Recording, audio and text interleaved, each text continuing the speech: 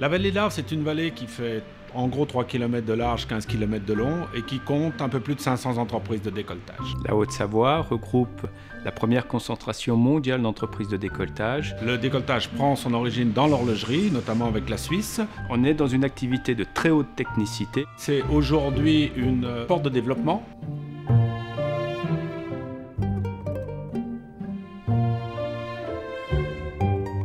Décolletage veut dire fabrication de pièces de précision qui s'adressent à l'automobile, à l'aéronautique, à l'horlogerie.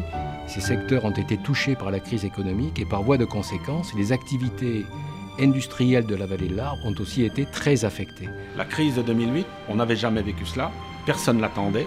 Pendant l'année 2009, le chiffre d'affaires du décolletage s'est réduit de 30%. On est en bout de chaîne.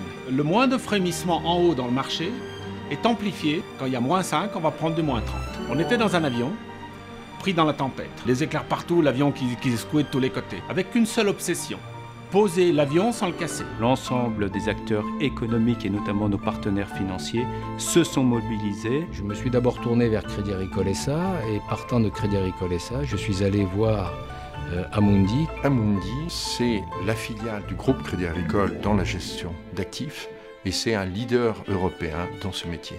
Jean-Yves Barnavant nous a demandé d'accompagner la Caisse. Notre réaction, c'est que nous considérons qu'il est dans notre mission normale de contribuer au financement et au développement de l'économie réelle.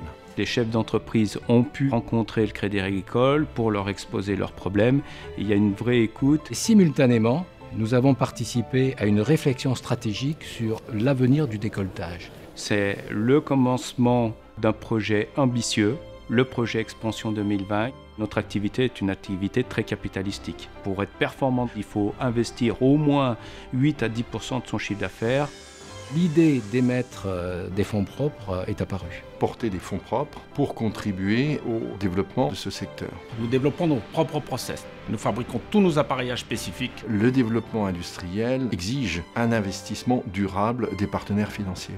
Nous proposons 2 produits, un FIP qui va permettre à des gens d'acheter ce produit pour défiscaliser et nous constituons un fonds à risque dans lequel les institutionnels vont investir. On est dans un contexte où on va avoir de l'épargne pour une grande part d'origine savoyarde qui va être réinvestie directement dans des entreprises du même territoire.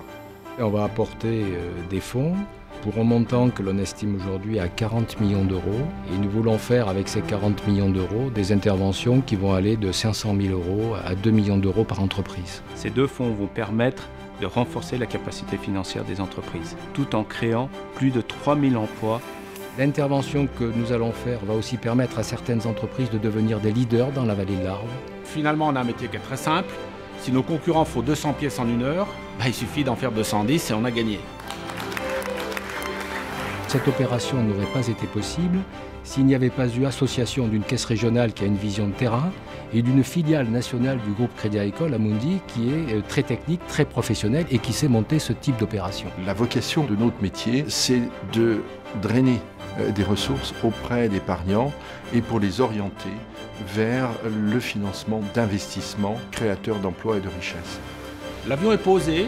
Grâce au support que l'on a eu, notamment financier, on est prêt à repartir.